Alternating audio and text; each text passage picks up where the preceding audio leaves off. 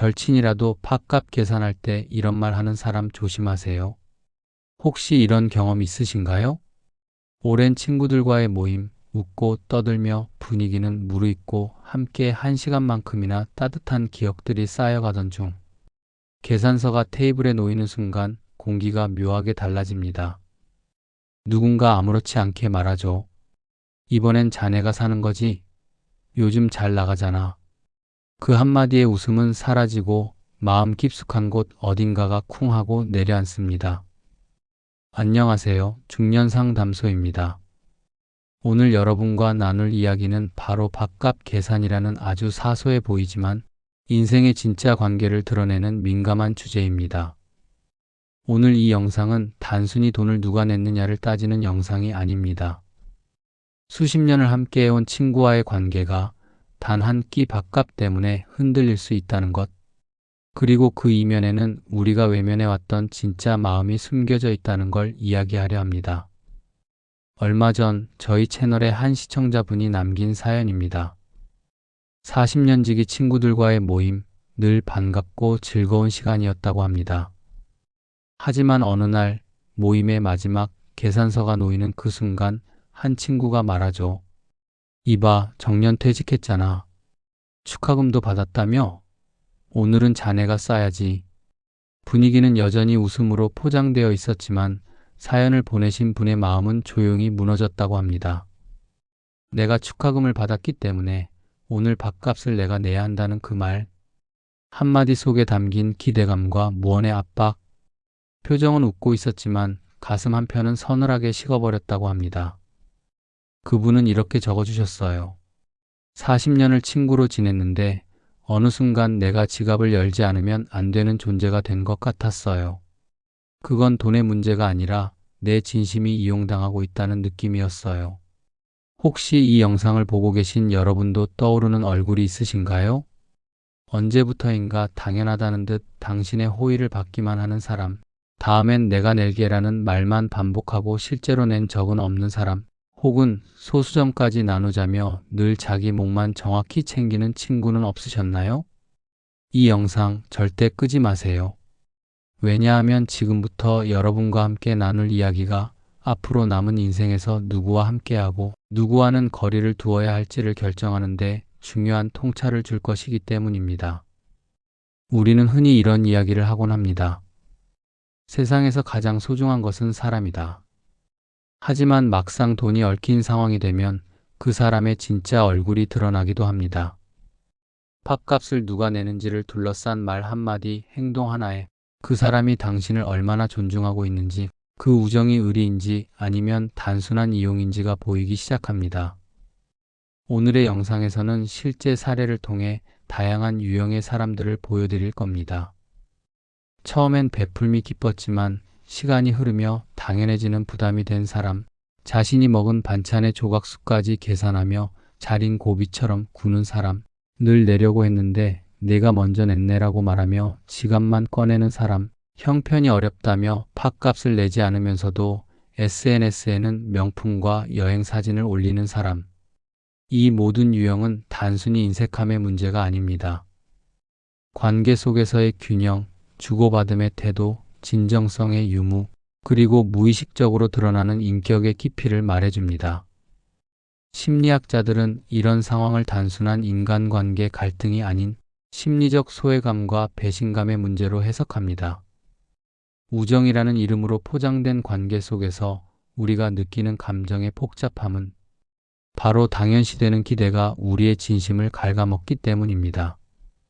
이제부터 약 15분간 저희 중년 상담소는 그 누구도 말해주지 않았던 밥값 뒤에 숨은 진짜 심리와 관계의 본질에 대해 이야기하려고 합니다. 이 영상은 단순한 고발이나 비난을 위한 콘텐츠가 아닙니다. 오히려 여러분이 오래된 인연을 지혜롭게 지키고 어쩌면 정리해야 할 인연과 건강하게 거리두기를 할 수 있도록 돕는 영상입니다. 끝까지 함께 해주세요.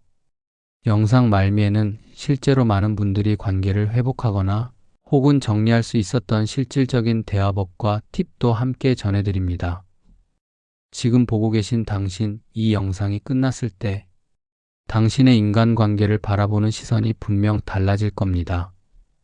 진심으로 여러분과 이 시간을 함께하게 되어 감사합니다. 이제 본격적인 이야기를 시작해 볼까요? 첫 번째로 소개할 이야기는 박영준 씨 67세의 사례입니다. 영준 씨는 은퇴 후 지역 봉사단 활동을 하며 새로운 삶을 열심히 꾸려나가고 계셨습니다. 자녀들도 어느 정도 자리를 잡았고 부부 사이도 안정적이었기에 사회에 조금이라도 기여하며 의미 있는 하루하루를 보내고 싶었다고 합니다. 그렇게 참여하게 된 봉사단. 처음에는 모든 게 새롭고 설렘이 가득했습니다. 그 모임의 일원으로 매주 목요일 점심마다 봉사자들과 함께 식사를 하곤 했습니다. 그리고 언제나 영준 씨가 말했습니다. 오늘은 제가 살게요. 당시 영준 씨의 마음은 정말 따뜻했습니다. 이 정도 식사비야 내가 기꺼이 낼 수 있지. 나보다 연세 많은 분들도 계시고 고생도 많으신데 내가 기여할 수 있는 건 이거라도 있어야지. 그렇게 몇 번의 식사가 지나갔고 3개월, 4개월, 그리고 어느덧 6개월이 흘렀습니다. 하지만 놀랍게도 그 긴 시간 동안 단 한 번도 다른 누군가가 먼저 계산하려는 모습을 보인 적이 없었습니다. 처음에는 대수롭지 않게 여겼던 작은 상황이 시간이 지나면서 점점 묘한 감정을 만들어냈습니다. 언제부터인가 그분들의 눈빛이 바뀌는 걸 느꼈어요. 감사의 눈빛이 아니라 마치 오늘도 당신이 내겠지 하는 기대와 확신의 시선으로 보이더라고요. 그 순간 마음 한켠이 무너지는 기분이 들었습니다. 이건 단순히 돈의 문제가 아니었습니다. 내가 자발적으로 베풀던 따뜻한 마음이 어느 순간 당연한 의무가 되어버렸다. 그 감정은 생각보다 깊고 복잡했습니다. 그래서 어느 날 영준 씨는 큰 용기를 내어 말했습니다. 오늘은 각자 계산하는 게 어떨까요? 순간 식당 안 공기가 얼어붙는 듯한 정적이 흘렀습니다. 그중 한 사람이 말합니다. 아니, 무슨 일 있어요? 늘 당신이 내주셨잖아요. 갑자기 왜 그래요? 그 말에 영준 씨는 더 큰 충격을 받았습니다. 내가 어떤 마음으로 이걸 해왔는지를 단 한 사람도 진심으로 이해하지 못했구나. 심리학에서는 이런 상황을 관계의 균형이 무너지는 순간이라 표현합니다. 심리학자 에릭 에릭슨은 이렇게 말했습니다. 성숙한 인간관계는 주고받음의 균형에서 시작된다. 즉, 한 사람이 끊임없이 주고 다른 사람은 끊임없이 받기만 하는 관계는 언젠가 균열이 일어나게 되어 있다는 것입니다. 영준 씨의 마음을 다치게 한 건 단순히 계산을 자신만 계속했다는 사실이 아니라 그 행위를 감사함 없이 당연하게 받아들이는 태도였습니다. 우리가 일상에서 흔히 겪는 이런 유형의 사람들, 겉으로는 아무렇지 않은 듯 말하지만 그 속에는 무의식적인 기생심리가 숨어 있습니다. 이런 상황은 누구에게나 일어날 수 있습니다. 한쪽에서 베푸는 것이 쌓이면 처음엔 뿌듯하지만 상대방의 반응이 계속해서 무반응 혹은 기대, 무의식적 압박으로 돌아올 때 그 선의는 결국 자기 희생의 감정으로 변질됩니다. 여러분도 혹시 이런 상황 익숙하지 않으신가요? 늘 내가 먼저 연락하고, 먼저 챙기고, 먼저 지갑을 열고, 그러다 어느 순간 문득 이런 생각이 드는 거죠. 이 사람은 나를 친구로 여기는 걸까? 아니면 편리한 사람으로 여기는 걸까? 이렇게 감정이 뒤틀리기 시작하면 우정도 친밀감도 서서히 색이 바래고 결국엔 남는 건 서운함과 거리감 뿐입니다. 가장 무서운 건 이 모든 감정이 작은 말 한마디조차 꺼내지 못하고 쌓이기만 한다는 것입니다. 말하지 못한 마음은 마음의 짐이 되고 그 짐은 언젠가 관계의 벽을 만들게 됩니다. 그럼 이런 상황에서 우리는 어떻게 해야 할까요? 이 질문에 대한 답은 잠시 후 대처법 파트에서 자세히 알려드릴 예정입니다. 하지만 그 전에 이 베풀매 균형이 깨진 관계가 어떻게 심화되어 가는지 보여주는 또 다른 사례를 먼저 들려드릴게요. 이번에는 밥값 500원을 아끼려는 친구로 인해 30년 우정에 금이 간 이야기입니다. 조금 더 충격적인 내용이 될 수도 있습니다. 계속 지켜봐 주세요. 두 번째 이야기는 해숙 씨 65세의 경험담입니다. 해숙 씨는 30년 지기 친구들과 매년 한 번씩 여행을 다녀왔습니다. 오랜 인연답게 서로의 가족사를 다 알고 있고 각자의 인생 굴곡을 함께 겪어온 진짜 찐친들이었죠. 하지만 작년 봄 제주도 여행에서 그 우정에 심각한 금이 가는 일이 벌어졌습니다. 함께 여행을 떠난 친구 중 한 명은 식사 자리마다 이렇게 말했습니다. 난 이거 하나만 먹을 거니까 내 것만 따로 계산해줘. 공동으로 시킨 찌개, 반찬, 음료수도 자신이 먹은 분량만 계산하려 했고 전을 나눠 먹을 때는 나는 2조각 먹었으니까 2분의 1만 낼게. 라는 말까지 꺼냈습니다. 처음엔 해숙 씨도 이해하려 했습니다. 아, 이 친구가 혹시 형편이 어려운가? 진심으로 그런 걱정을 했다고 해요. 하지만 여행 중 그 친구의 행동을 보며 해숙 씨는 점점 혼란스러워졌습니다. 비싼 명품 브랜드 옷을 입고 숙소는 혼자 스위트룸을 예약했으며 SNS엔 고급 디저트 카페와 레스토랑 사진이 실시간으로 올라왔습니다. 심지어 다음 주엔 자녀와 함께 유럽 여행 계획도 올려놨더군요. 그 모습들을 보고 나니 500원 더 낼까 말까? 고민하던 식사 자리에서의 행동이 도무지 이해가 되지 않았어요. 이 사람은 우리를 뭘로 보는 걸까? 라는 생각이 들기 시작했습니다.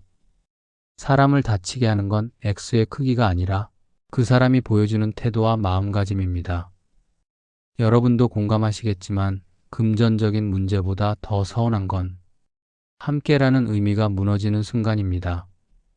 식사를 함께 하면서 반찬을 나누고 음료를 돌리고 웃으며 대화하는 그 시간은 단순한 끼니를 넘어서 관계를 나누는 장이죠. 그런 자리를 숫자로 쪼개고 이익과 손해를 따지기 시작하면 가치라는 개념은 사라지고 각자만 남게 됩니다. 해숙 씨는 여행 내내 무거운 공기를 느껴야 했습니다. 밥상머리에 앉을 때마다 마음속으로 계산기를 두드리는 친구를 마주하며 서서히 친밀감보다 불신이 더 크게 자리 잡았던 것이죠. 심리학에서는 이런 태도를 미시적 인색함(CROMISERLINESSE라 부릅니다. 작은 금액에 과도하게 민감하게 반응하며 사람보다 돈을 우선시하는 성향이 강한 행동 패턴입니다. 단순히 절약하는 것이 아니라 관계 속에서 손해를 보지 않으려는 철저한 방어 기제가 작동하는 겁니다. 문제는 이런 태도가 단발성 행동이 아니라는 점입니다. 작은 돈을 지나치게 따지는 사람은 삶의 중요한 결정에서도 손익 계산을 먼저 하게 될 확률이 높습니다. 감정보다 이익, 우정보다 효율, 진심보다 조건을 우선시하게 되죠. 해숙 씨는 그 이후 그 친구와 거리를 두게 되었습니다. 여전히 연락은 오가지만 예전처럼 마음을 열지는 않는다고 해요. 30년 우정이 무너지진 않았지만 더 이상 그 사람과 밥을 나누고 싶지는 않아요. 내가 친구를 계산기처럼 느끼기 시작했을 때 그 관계는 이미 예전 같지 않더군요. 이야기를 들으면서 여러분은 어떤 생각이 드시나요? 혹시 지금 떠오르는 누군가가 있으신가요? 혹은 솔직히 나도 누군가에게 그렇게 느껴지게 행동한 적은 없을까요? 우리는 때로 상대의 행동이 인색하게 느껴졌던 기억에만 머무르지만 자신의 태도 역시 의도치 않게 계산적으로 보였던 적이 있을지도 모릅니다. 그래서 관계에서 가장 중요한 건 돈의 크기가 아니라 마음의 표현 방식입니다. 고마워, 오늘 함께해서 즐거웠어. 다음엔 내가 살게. 이 짧고 단순한 말 한마디가 관계를 지키는 가장 강력한 힘이 됩니다. 다음 이야기에서는 더 교묘한 방식으로 타인의 선의를 이용하는 유형을 살펴보겠습니다. 계속 지켜봐 주세요. 이번엔 계속 내가 내려고 했는데라는 말로 포장된 관계 속 기만과 연극에 대한 이야기입니다. 세 번째 이야기는 이명호 씨 70세의 사례입니다. 명호 씨는 초등학교 시절부터 무려 50년을 함께해온 절친한 친구가 있습니다. 결혼식, 자녀의 돌잔치, 퇴직식, 가족 행사까지 인생의 중요한 순간마다 함께했던 말 그대로 인생 친구였습니다. 퇴직 이후 두 사람은 자주 만나게 되었고 식사나 차 한 잔을 함께하며 하루의 소소한 일상을 나누는 시간도 많아졌습니다. 그런데 이상하게도 만남이 반복될수록 명호 씨의 마음 한구석에서 작은 불편함이 스멀스멀 올라오기 시작했습니다. 식사를 마치고 계산하려고 하면 항상 내가 먼저 카드를 꺼내게 되더라고요. 그러면 친구는 그제야 갑자기 주머니를 뒤지며 이렇게 말합니다. 벌써 냈어? 내가 내려고 했는데. 한두 번은 흔히 있을 수 있는 상황입니다. 진짜로 타이밍을 놓칠 수도 있고 먼저 계산해준 친구에게 고마운 마음이 있었을 수도 있습니다. 하지만 6개월 동안 12번의 만남에서 단 한 번도 친구가 먼저 계산하려 한 적은 없었습니다. 명호 씨는 말합니다. 그 순간마다 저는 같은 대사를 들었습니다. 내가 내려고 했는데 벌써 냈네. 너무 똑같이 반복되니까 어느 순간 이게 진심인지 연극인지 헷갈리기 시작했어요. 행동 심리학에서는 이런 패턴을 의도적 지연 인텐셔널 딜레이라고 부릅니다. 실제로 돈을 낼 의사는 없으면서도 겉으로는 지불 의향이 있는 것처럼 보이게 하려는 행동 전략입니다. 이는 무의식적인 자기 방어 기제일 수도 있지만 반복된다면 상대를 기만하는 행위로 받아들여지게 됩니다. 이 유형의 사람은 절대 먼저 카드를 꺼내지 않습니다. 계산이 끝난 후에야 지갑을 열며 말하죠. 이번엔 내가 살려고 했는데. 이 말은 나도 호의를 갖고 있다는 인상을 주기 위한 방어적 표현입니다. 하지만 문제는 실제로는 행동으로 이어지지 않는다는 점입니다. 그건 결국 마음이 없다는 증거입니다. 명호 씨는 이런 상황이 반복될수록 마음이 멀어졌다고 합니다. 50년 우정이 고작 밥값 때문에 흔들릴 거라고는 생각도 못했어요. 하지만 그게 단순히 누가 돈을 냈냐의 문제가 아니라 누가 진심을 내고 있냐의 문제라는 걸 깨달았습니다. 친구와의 식사 자리에서 명호 씨는 점점 심리적 거리를 느끼기 시작했습니다. 친구는 여전히 다정한 말투로 반가운 표정으로 만남을 이어갔지만 그의 머릿속엔 언제나 그 장면이 떠올랐다고 합니다.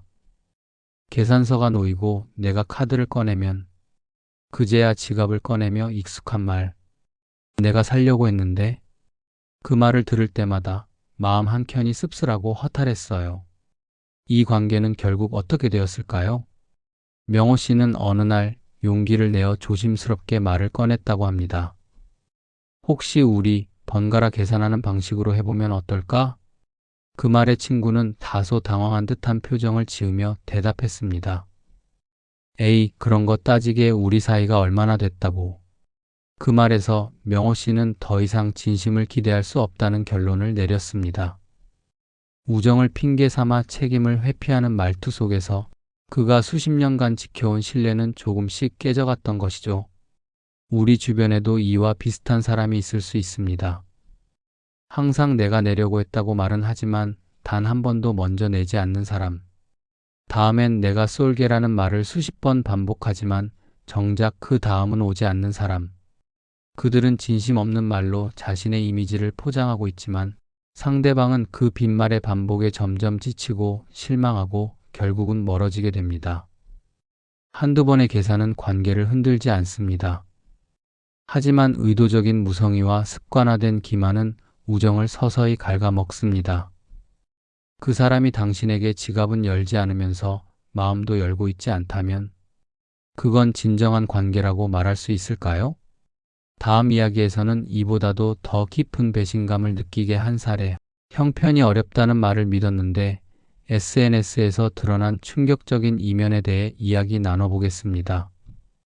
진심이 사라진 자리에 남는 것은 무엇인지, 그리고 이런 상황에 어떻게 대처해야 할지 계속 지켜봐 주세요.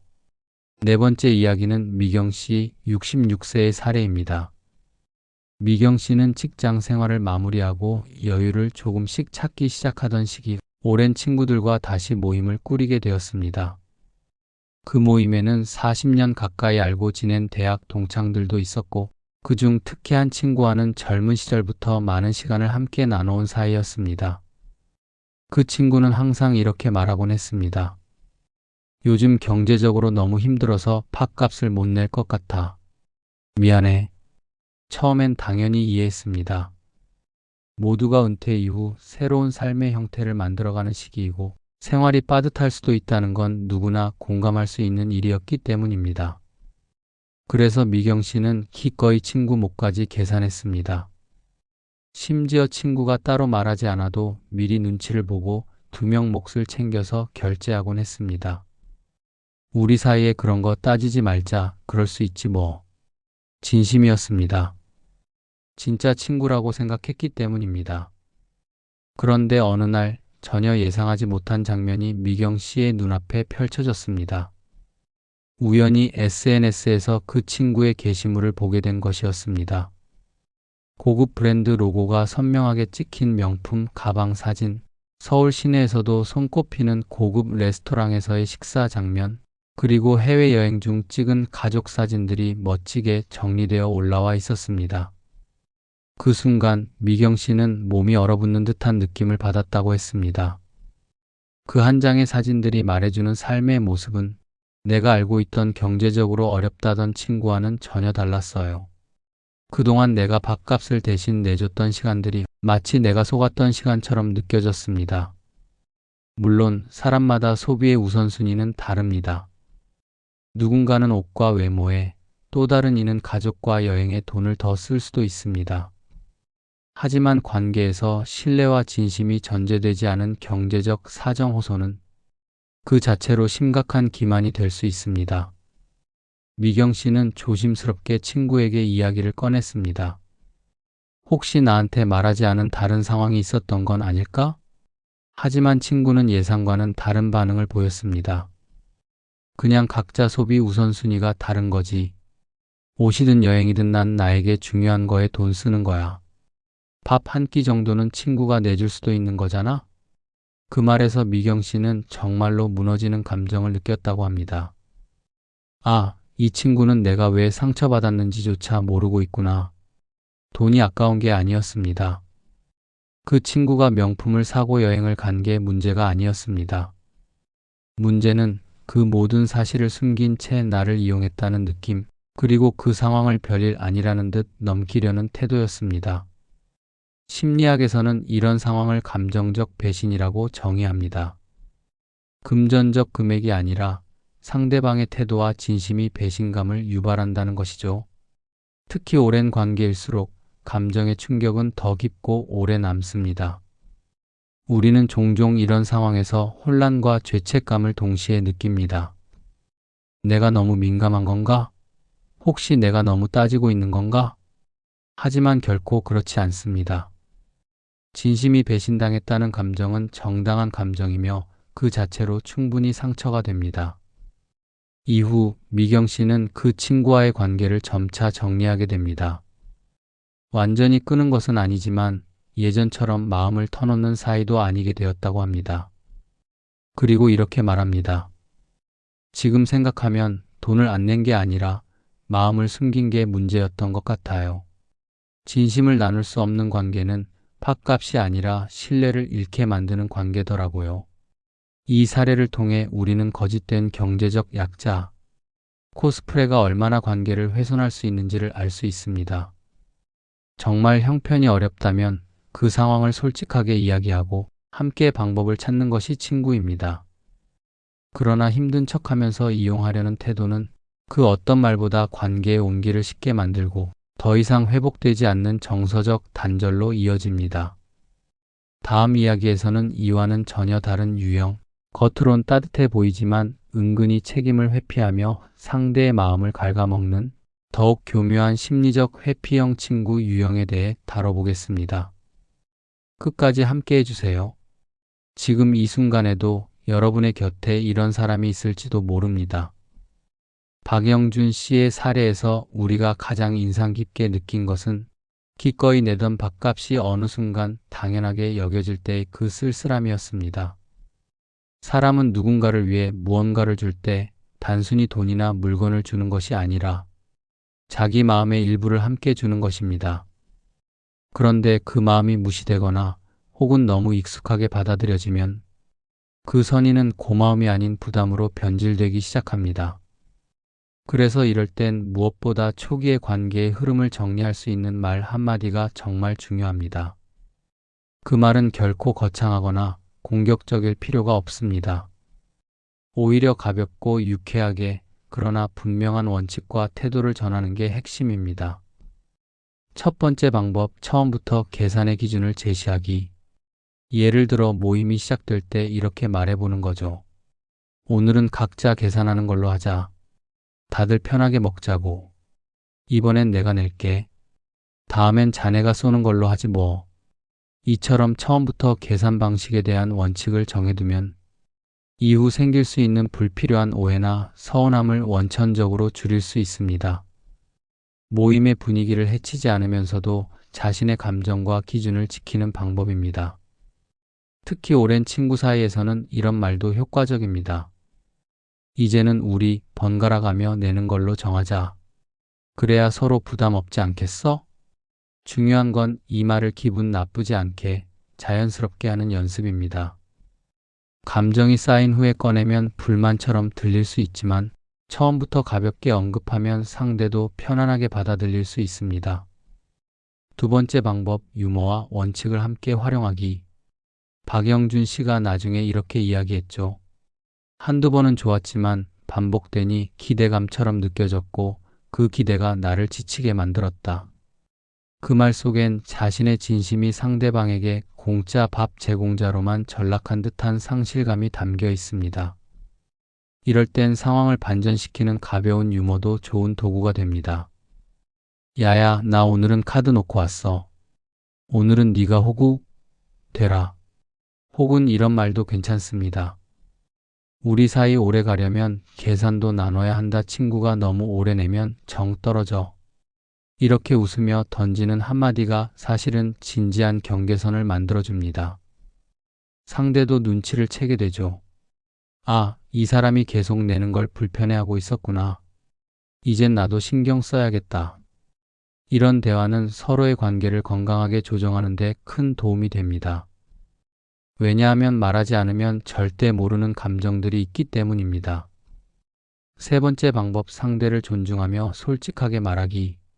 만약 이미 꽤 오랫동안 베풀미 반복되어 왔다면 그 관계를 바로잡기 위해선 조심스럽지만 솔직한 대화가 필요할 수 있습니다. 예를 들어 이렇게 말해보세요. 사실 요즘 좀 고민이 있어. 내가 자주 밥을 사긴 했는데 어느 순간부터 그게 당연하게 느껴지니까 마음이 조금 무거워지더라. 이렇게 나의 감정을 중심으로 이야기하는 화법은 상대를 탓하지 않으면서도 내가 불편함을 느끼고 있다는 사실을 전달하는 효과적인 방법입니다. 대부분의 관계는 내가 지쳤다는 사실을 말하는 것만으로도 많은 부분이 회복될 수 있습니다. 상대도 그동안 당신의 배려에 안주했음을 자각하게 되고 진심으로 관계를 아낀다면 그 순간부터 자발적인 변화가 일어날 수 있습니다. 두 번째 사례에 등장했던 혜숙 씨의 경험, 자신이 먹은 반찬 조각수까지 계산하며 밥값을 나누자는 친구 이야기에 많은 분들이 댓글로 이렇게 남겨주셨습니다. 진짜 저런 사람 내 주변에도 있어요. 처음엔 형편이 어려운가 보다 생각했는데 나중엔 진짜 정이 떨어지더라고요. 맞습니다. 문제는 돈의 액수가 아닙니다. 그 작은 돈에 담긴 그 사람의 태도, 그리고 그 태도가 만들어내는 분위기입니다. 사람은 밥 한 끼를 같이 하며 정을 나누지만 과하게 계산적인 태도는 함께 있는 시간 내내 불편함이라는 기운을 만들어냅니다. 이런 경우 우리가 할 수 있는 가장 현명한 대처는 바로 경계와 거리 설정, 그리고 의도적인 관계 재구성입니다. 첫 번째 방법, 모임이나 식사 방식의 틀을 바꾸기. 혜숙 씨가 그 친구와의 모임에서 가장 힘들었던 점은 매번 식사 자리가 누가 얼마 냈는지로 마무리되었다는 점이었습니다. 함께 웃고 즐기던 분위기가 계산서 앞에서 차가워지는 그 기류. 그게 너무 싫었다고 했죠. 이럴 땐 모임의 형식을 바꾸는 것도 하나의 방법입니다. 우리 이제부터는 그냥 더치페이 하자. 그게 제일 편하고 공평하지 않아? 이처럼 모임 초반에 더치페이를 제안하는 것은 불편한 감정을 드러내지 않으면서도 자연스럽게 균형을 회복하는 실질적인 방법입니다. 혹은 모임 전 미리 단체 채팅방이나 톡방에서 이렇게 말할 수도 있습니다. 오늘 식사 덧치로 하자. 각자 편하게 먹고 부담 없이 만나자. 이건 돈 때문이 아니라 함께 있는 자리가 더 즐겁고 편안해지기 위한 장치임을 분명히 전달하는 거죠. 그렇게 되면 계산적인 친구 역시 자기도 모르게 내던 습관적 행동에서 벗어나게 됩니다. 두 번째 방법, 지나치게 따지는 말에 부드럽지만 단호하게 응답하기. 함께 시킨 전에 조각수를 따지고 음료를 몇 모금 마셨는지를 계산하려 드는 친구가 있다면 그 행동을 무시하거나 묵인하기보다는 간단하면서도 정서적인 경계를 긋는 말 한마디가 필요합니다. 예를 들어 이렇게 말해볼 수 있습니다. 그 정도까지 따지면 우리 너무 피곤하지 않아? 야야, 우리 나이에도 이제는 마음으로 좀 나누자. 밥이 무슨 주식도 아니고. 이런 유머 섞인 반응은 공격적이지 않으면서도 당신의 불편함을 전달하는 효과적인 방식입니다. 상대는 한 번쯤 자신의 태도를 돌아보게 되고 혹여 민감하게 반응한다면 그 또한 당신이 심리적 거리 두기를 시작해야 할 신호일 수 있습니다. 세 번째 방법, 경제적 행동이 진짜 성향임을 인지하고 기대 조정하기. 사람은 변하지 않습니다. 특히 금전적 성향은 더욱 그렇습니다. 한두 번은 상황일 수 있지만 반복적으로 인색한 행동을 보이는 사람은 이미 그런 성향과 가치관을 내면화한 사람입니다. 그렇다면 중요한 건 나는 이 사람에게 어디까지 기대하고 어떤 선까지 관계를 이어갈 것인가? 입니다. 해숙 씨는 여행 이후 그 친구와의 관계를 완전히 끊지 않았습니다. 하지만 함께 밥을 먹는 자리는 더 이상 만들지 않았습니다. 왜냐하면 밥상 앞에서 반복되는 불편한 감정이 그들의 긴 우정을 점점 갉아먹고 있다는 걸 느꼈기 때문이죠. 즉, 전면적 단절이 아니라 부분적 거리두기. 이건 이기적인 행동이 아니라 내 감정을 지키기 위한 건강한 선택입니다. 네 번째 방법, 공통의 규칙을 제안해 모두에게 적용하기. 만약 그 친구가 단둘이 있는 자리가 아니라 여러 사람과 함께 모이는 자리에 반복적으로 계산적인 태도를 보인다면 한 사람을 지적하기보다 모두에게 적용되는 규칙을 제안하는 것이 효과적입니다. 우리 앞으로 모임 때는 항상 식사비 덧치하고 회비 따로 모아서 남으면 다음 모임에 쓰자. 이렇게 말하면 특정한 누군가를 겨냥하지 않으면서도 그 사람의 행동을 자연스럽게 제어할 수 있습니다. 상대는 지적당하지 않았기에 자존심이 상하지 않고 당신은 불편한 감정 없이 관계의 구조를 재정리할 수 있는 주도권을 갖게 됩니다. 이명호 씨는 친구의 그 말이 너무 익숙해졌다고 했습니다. 벌써 냈어? 내가 내려고 했는데. 그리고 그 말이 들릴 때마다 속이 허해지고 마음 한켠이 시려왔다고요. 문제는 그 말이 단 한두 번이 아니었다는 점입니다. 6개월간의 만남, 12번의 식사. 항상 똑같은 타이밍, 똑같은 말, 똑같은 지갑 꺼내는 제스처. 그건 진심이 아닌 형식적인 반응, 그리고 반복되는 회피의 패턴이었습니다. 이 유형은 겉으로는 배려심 많고 예의 바른 듯 보이지만 속으로는 책임을 회피하거나 지갑을 열 생각이 없는 경우입니다. 문제는 이 사람들이 직접적으로 무례하거나 공격적이지 않기 때문에 우리가 감정 표현을 하거나 문제 제기를 할 타이밍을 쉽게 놓친다는 겁니다.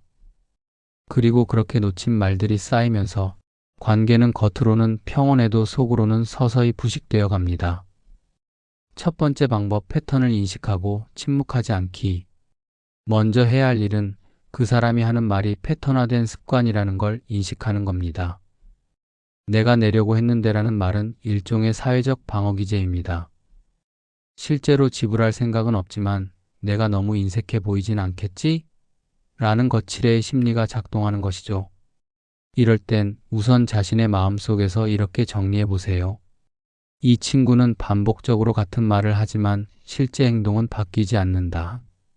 내가 계속 참으면 이 행동은 계속될 것이다.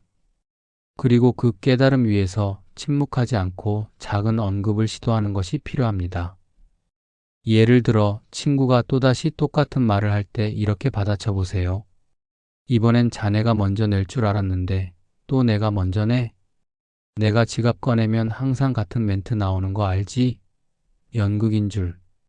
이렇게 유쾌하게 던진 한마디는 상대에게 나는 내 행동을 다 알고 있다는 메시지를 은근히 전달하면서도 불편한 분위기를 만들지 않습니다. 이건 사실상 은근한 경고이자 관계 재정립의 시작입니다. 두 번째 방법, 다음은 내 차례를 제안해 역할을 분담하기. 기만적 회피 유형은 계속해서 주도권을 상대에게 넘기는 방식으로 책임을 회피합니다. 그렇다면 우리가 해야 할 일은 그 사람에게 책임을 분명히 인식시키는 역할 분담 방식을 제안하는 것입니다. 다음 식사 자리에서 이렇게 말해보세요. 오늘은 내가 낼게. 다음번은 자네가 맞는 걸로 정하자. 이렇게 말함으로써 단순한 지갑 꺼내기 놀이가 아니라 실질적인 순서와 역할로 전환시키는 겁니다. 이때 중요한 건 정색하지 않고 자연스럽게 웃으며 말하기입니다. 그럼에도 불구하고 다음번에도 친구가 지갑을 늦게 꺼내며 아, 또 내가 먼저 냈네라고 반복한다면 그때는 그 친구가 관계에서 책임을 질 마음이 없다는 걸 확실히 알게 되는 계기가 됩니다. 그 후부터는 스스로 감정 소모를 줄이는 쪽으로 관계를 조정해야 할 시기입니다. 세 번째 방법, 행동보다 말에 기대지 않기. 관계의 마음의 잔고를 설정하기. 이 유형의 사람에게 가장 조심해야 할 건 말로만 따뜻한 사람에게 마음을 오래 열어두는 것입니다. 그들은 감정적으로 친절해 보이지만 정작 책임이 필요한 순간엔 빠르게 물러납니다. 그러면서도 말은 언제나 따뜻하죠. 항상 내가 먼저 사서 미안해. 내가 다음엔 꼭 낼게. 이번에 같이 밥 먹어서 너무 좋았다. 이런 말들은 겉으론 정답입니다. 하지만 진짜 관계는 행동에서 드러나는 법입니다. 우리가 이런 말에만 계속 기대면 어느 순간 우리 스스로 감정의 마이너스 통장을 돌려막는 상황에 처하게 됩니다. 그럴 땐 스스로에게 이런 질문을 던져보세요. 나는 이 관계에 지금 얼마만큼의 감정과 기대를 투자하고 있나? 이 친구는 나에게 실제로 어떤 방식으로 반응하고 있나? 내가 이 관계에서 기분 좋게 받을 수 있는 지점은 어디까지인가? 이건 결국 마음의 잔고를 조정하는 과정입니다. 한쪽이 계속 빼가기만 하면 그 계좌는 언젠가 고갈됩니다. 그래서 우리는 주고받음의 균형이 맞지 않는 관계에 정서적 한도액을 설정할 줄 알아야 합니다. 네 번째 방법, 관계를 정리할 준비 혹은 격 내려놓기의 결단. 만약 위의 조정과 제안이 여러 번 있었음에도 불구하고 상대가 여전히 말로만 고맙고 행동은 바뀌지 않는다면 그때는 하나의 결정을 내려야 합니다. 관계를 거의 없는 상태로 조용히 정리할 것인지, 그 사람을 깊은 관계가 아닌 지인 수준으로 격을 낮출 것인지. 관계의 수준을 조절하는 건 죄책감이 따를 수 있지만 자신의 감정을 지키기 위한 정당한 자기 보호입니다. 50년 우정도 결국은 진심이 없으면 거기서 멈춰야 합니다. 우정의 길이는 진심의 깊이를 대신하지 않습니다. 미경 씨가 SNS에서 친구의 명품 가방, 고급 식당, 해외여행 사진을 발견했을 때 그녀가 느꼈던 감정은 단순한 놀라움이 아니었습니다. 그건 분명한 배신감, 그리고 무엇보다 내가 속았구나라는 모욕감에 가까운 감정의 뒤틀림이었죠. 이전까지 미경 씨는 친구가 형편이 어려워서 팝값을 내기 힘들다고 말할 때 진심으로 이해했고 배려했고 기꺼이 대신 지불하는 것을 마음의 의무로 여겼습니다. 그런데 알고 보니 친구는 자신의 삶에서 팝값보다 훨씬 더 큰 소비를 아무렇지 않게 즐기고 있었던 사람이었던 겁니다. 우리가 이런 사람 앞에서 겪는 감정은 단지 돈이 오간 상황이 아니라 관계 전체가 가짜였던 것처럼 느껴지는 심리적 충격입니다. 그래서 이럴 때 필요한 건 단순한 팁이 아닙니다. 관계를 지켜내는 감정의 선택, 그리고 자신의 정체성과 자존감을 보존하는 커뮤니케이션 방식입니다. 첫 번째 방법, 감정에 휘둘리지 말고 진실을 차분히 확인하기. 가장 먼저 필요한 건 사실을 감정적으로 왜곡하지 않는 태도입니다. 물론 SNS 사진을 보는 순간 분노하거나 실망하는 건 너무도 자연스러운 일입니다. 하지만 관계를 완전히 끊을지 말지를 결정하기 전 상대의 상황이 정말 그 사진 그대로인지, 혹시 오해나 맥락이 빠져 있는 건 아닌지 스스로에게 냉정히 묻는 과정이 필요합니다. 예를 들어 친구가 명품을 샀다는 것만으로 모든 신뢰를 부정하면 내가 과민하게 반응했다는 역공의 빌미를 줄 수도 있습니다. 그래서 감정의 첫 불꽃은 잠시 내려놓고 상대의 실제 상황을 확인할 수 있는 대화의 여지를 남기는 게 좋습니다. 두 번째 방법, 솔직하게 이야기하되 내 감정 중심으로 말하기. 이 유형의 사람에게 가장 효과적인 대처는 책망하거나 정죄하지 않고 내가 느낀 감정을 중심으로 이야기하는 것입니다. 예를 들어 이렇게 말할 수 있습니다. 내가 힘들다고 해서 팥값을 낼 땐 진심이었어. 근데 최근에 너 SNS에서 여행 다니고 명품 사는 거 보니까 좀 혼란스러웠어. 내가 뭘 잘못 이해한 건가 싶고 괜히 서운해지더라. 이렇게 표현하면 상대는 당신이 정죄하거나 공격하는 것이 아니라 마음이 다쳤다는 걸 알게 됩니다. 그리고 이때 상대의 반응이 중요한 기준점이 됩니다. 만약 그 사람이 진심으로 사과하거나 오해를 풀려는 태도를 보인다면 그 관계는 다시 회복될 여지가 있습니다. 하지만 내가 뭐 잘못했냐? 그건 내 자유 아니야? 같은 반응이 돌아온다면 그건 그 사람의 진짜 관계관을 확인한 순간입니다. 그리고 그 지점이 바로 관계를 재조정하거나 정리해야 할 시기입니다. 세 번째 방법, 심리적 거리두기를 통해 관계의 레벨을 낮추기. 이중적인 소비를 보여주는 친구와의 관계를 무작정 끊는 것이 어려운 경우도 많습니다. 특히 20년, 30년 지기라면 오랜 세월 쌓인 정 때문에 완전히 단절하는 결정을 내리기가 쉽지 않죠. 그럴 땐 관계를 레벨별로 조정하는 방법이 있습니다. 예를 들어, 이제는 그 사람과 여행은 안 간다. 함께 밥을 먹을 땐 철저히 더치페이로 한다. 감정적인 고민은 더 이상 그 사람에게 나누지 않는다. 이처럼 정서적, 시간적, 금전적 관계의 깊이를 조절함으로써 내가 다치지 않는 선에서 관계를 유지하는 선택적 친밀감을 운영하는 것이죠. 그 사람은 여전히 아는 사람일 수는 있지만 더 이상 내 진심을 나눌 사람은 아니게 만드는 것, 그건 감정의 건강을 위한 성숙한 결정입니다. 네 번째 방법, 신뢰를 기준으로 관계를 정리할 수 있는 용기 갖기. 결국 이중적인 소비를 하면서도 나에겐 어렵다며 손을 내밀었던 그 사람에게 내가 정한 신뢰의 기준이 무너졌다면 그 관계를 정리하는 것도 하나의 결단입니다. 관계는 오래된 것보다 서로를 어떻게 바라보는지에 따라 지속되는 것입니다. 그 사람이 나를 도와줘도 괜찮은 사람, 밥값을 내줘도 부담 안 되는 사람으로만 소비했다면 그건 결코 평등한 관계가 아닙니다. 우정은 길이가 아니라 깊이로 평가해야 한다. 진심 없이 기대기만 하는 사람은 나의 인생에 머물 자격이 없다. 이런 기준을 스스로에게 세워두는 것이 앞으로의 관계에서 다시 상처받지 않기 위한 예방책이 됩니다. 마무리 관계는 밥값보다 깊고 신뢰보다 얕을 수 없다. 지금까지 4가지 유형의 사례와 해결책을 통해 우리는 하나의 질문에 다가섰습니다. 과연 진짜 친구란 누구인가? 밥값이라는 아주 사소해 보이는 행동 속에서도 그 사람의 마음과 태도, 관계를 바라보는 방식이 선명하게 드러났습니다.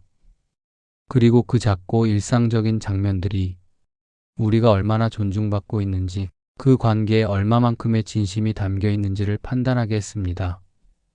중년 이후의 인간관계는 다릅니다. 이제 우리는 누가 함께 늙어갈 사람인지를 분별해야 하고 무조건 참고 끌어안기보다는 내 마음을 지킬 줄 아는 태도가 더 중요해지는 시기입니다. 때로는 오랜 시간보다 한 번의 말투, 한 번의 행동이 수십 년의 관계를 흔들기도 하고 반대로 깊은 공감 한마디가 오랜 벽을 허물기도 합니다. 밥값을 둘러싼 말 한마디는 단순히 금전의 문제가 아닙니다. 그것은 나는 너를 얼마나 존중하고 있니? 우리는 진짜로 서로를 아끼고 있니? 라는 질문에 대한 행동적 대답이자 마치 유리창처럼 투명하게 비치는 그 사람의 본심이기도 합니다. 공자는 군자는 의에 밝고 소인은 이익에 밝다고 말했습니다. 중년 이후 우리가 맺는 관계는 이익보다는 의리, 계산보다는 마음, 형식보다는 진심이 우선이어야 오래 갑니다. 오늘 이 영상을 통해 여러분도 한 번쯤 스스로에게 물어보셨을 겁니다. 나는 누군가에게 어떤 친구였는가? 그리고 내 곁에 남아있는 사람은 진짜 벗일까? 아니면 오래된 지인일까? 관계는 정리하는 것도 용기이고 다시 회복시키는 것도 용기입니다. 그 중심엔 내 마음을 지키겠다는 결심이 있어야 합니다. 더는 참지 않아도 됩니다. 그 사람의 행동이 불편하고 반복적으로 상처를 준다면 그건 내 잘못이 아니라 관계를 새롭게 조율해야 할 시점이 온 것입니다. 그리고 반대로 누군가가 묵묵히 밥값을 내주고 있었다면 그 마음이 당연하지 않았다는 걸 오늘을 계기로 꼭 표현해 주세요. 진심은 언제나 고맙다고 말할 때 더 깊어집니다. 지금까지 중년상담소였습니다. 오늘 영상이 여러분의 인간관계에 작은 통찰을 드렸다면 구독과 좋아요로 응원해 주세요. 댓글로 여러분의 경험도 나눠주시면 비슷한 고민을 가진 누군가에게 큰 힘이 될 수 있습니다. 중년의 시간, 관계는 줄어들어도 진짜 인연은 더 선명해지는 시기입니다. 이제는 사람을 넓게 만나는 대신 깊게 믿을 사람을 곁에 두어야 할 때입니다. 다음 영상에서도 여러분의 마음에 머물고 함께 생각하고 함께 걸어가겠습니다. 감사합니다.